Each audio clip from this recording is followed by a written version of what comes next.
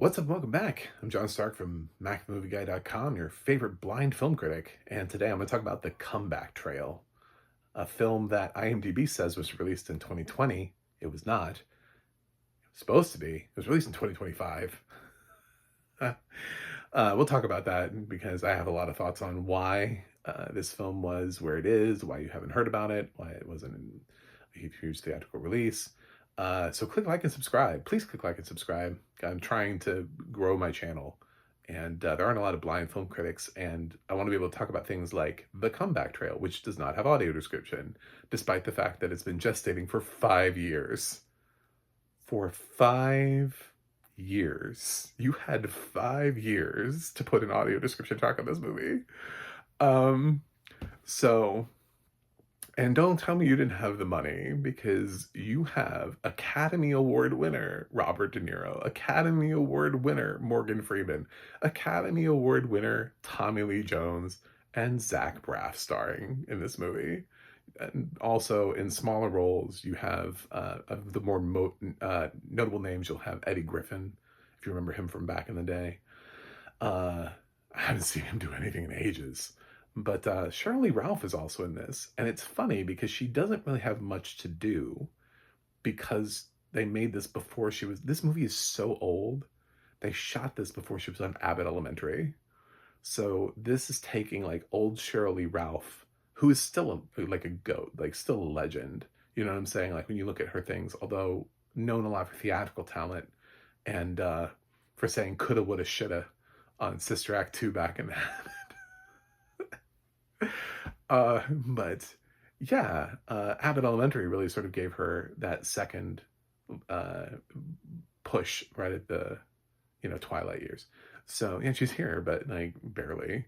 So it has 3 Academy Award winners and Zach Braff starring in this. Sadly, it's not directed by Zach Braff. The movie might have been funnier. Um, and I think the reason you haven't heard about this is because here's the plot of the film. So Robert De Niro and Zach Braff play like a filmmaking team, like producers who are trying to get movies made. And much like the plot of Mel Brooks's Producers, where they decide that they can make more money with a flop than with a hit, so they try to make a flop, which turns into a hit. This steals that plot, but takes it in a different way. So they decide to shoot a movie, and if they can kill off somebody while making the movie, they can use the insurance money to make money from the death. They can write off the movie, and they can take the insurance and say, well, our film lost its star, so we're just going to take the insurance on the movie. It's important to note that the movie that they're shooting is also a Western. And the actor they're trying to kill is played by Tommy Lee Jones.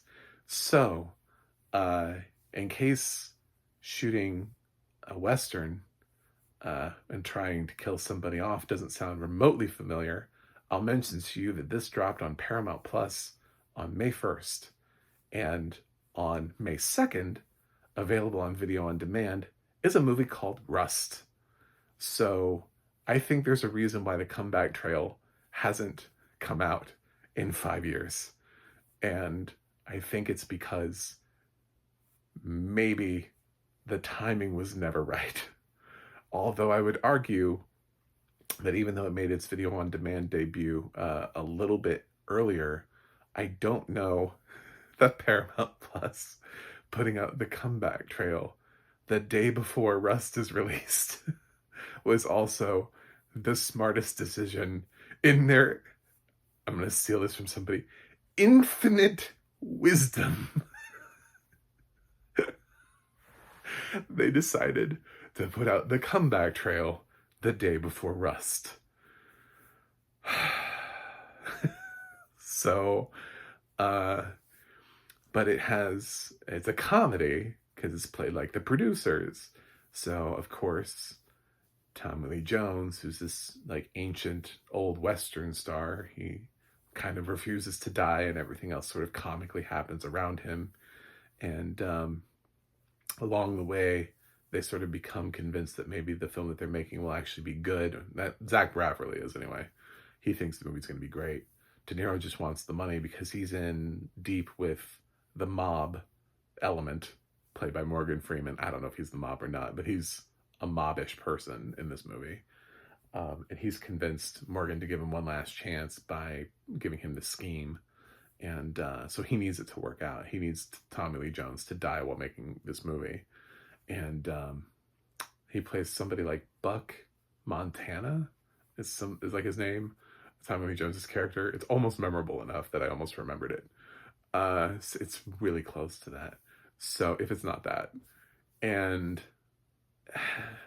it's not a bad movie. It's just not a good one. You know, there are some movies where I look at and I'm like, you know, what we've been doing to our older stars is taking them and just throwing them into shit movies. And we take groups of them and we send these old people off to, I don't know, fuck each other in weird romantic situations in Europe, or, you know, book club or summer camp, or, you know what I'm saying? Like, they just, I don't know. We have no idea how to use legendary talent anymore. We can't get them in the right roles. We refuse to find roles for these people, even though in the last 5 years, Tommy Lee Jones was in The Burial. He was really good in that. Obviously, DeNiro has had several roles, including Killers of the Flower Moon, so we're perfectly capable of still casting him. Morgan Freeman, still fully capable of casting him in things. He's been all over the map, even doing a Taylor Sheridan series. So we can put these people, you can cast them in things. And you can try to cast them in things too. Like, I didn't love Zero Day, but DeNiro at least was given a role that made sense. You know, this is just kind of like one of those things that they were making years ago. Like, Morgan Freeman was I think, wasn't he in Space Cowboys? Like, I feel like we did a version of like old people together like 25 years ago. And it was like Clint Eastwood. It was Clint Eastwood, James Garner, Donald Sutherland, and I can't think of the other person. And I'm thinking it might be Morgan Freeman. And it was just like, yeah, old guys go to space. And that movie was kind of entertaining. And I think because that worked, now they keep trying to find that formula. But that formula doesn't work all the time. It doesn't really work here. It's, the score feels very hokey. It feels very much like, I don't know who wrote the score, but I don't need to listen to their music anymore. I don't know what it is that they're trying to achieve. But none of it ever, I hated the score. I felt like it was way too much. It was too hokey. It felt like it was written for I don't know, something else, like not this movie, and they just found it and used it for this movie. It was didn't do anything. And while I didn't get a lot of the action sequences and the setup and like how they planned to, you know, kill him in each sequence they were trying to kill him in, and some of the shots and everything. I mean, I basically was able, it's not that smart of a movie, and it's basically the producers, unfortunately mixed with some real life situations, which make the movie a lot less funny.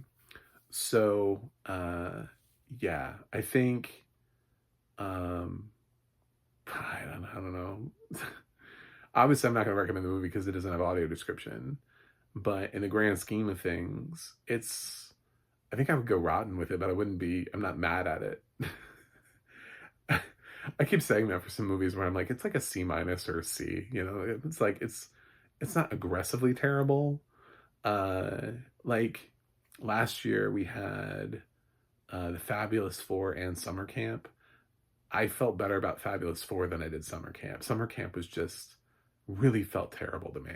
It felt like a different level of terrible. It felt like one of the worst movies I saw last year. But Fabulous Four just felt like it was beneath them, but it wasn't like inherently aggressive. This feels like Fabulous Four.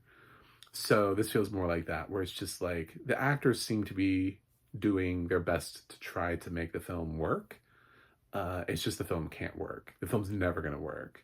It's always just going to be uh, compared to the producers.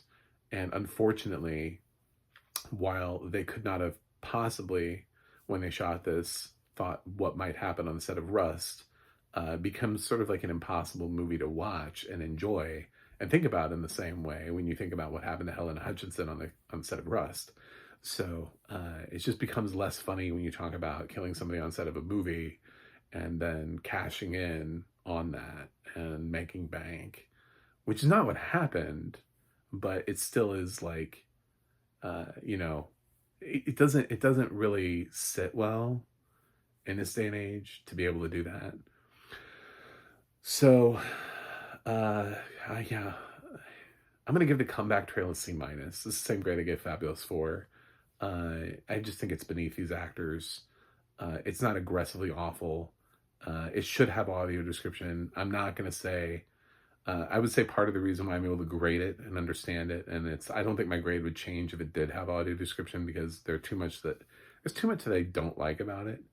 That audio description just isn't going to fix. It's just going to clarify some things for me. But it's basically the producers, and it's like I've seen the producers. I've seen, the movie, the musical, stage play, like everything. I've done that so many times that as soon as they started leading into the plot, I was like, it's the fucking producers. Like immediately, it's like, it's just Mel Brooks as the producers. So I knew what it was. And even the dynamic between DeNiro and Braff, with one of them being sort of more idealistic about things than the other. Yeah, I mean, like, it's very much that. Just they put a sort of a darker twist on it. So, that's my thought on the Comeback Trail. Anyway, thanks for watching. Thanks for subscribing. I'll see you guys on the other side.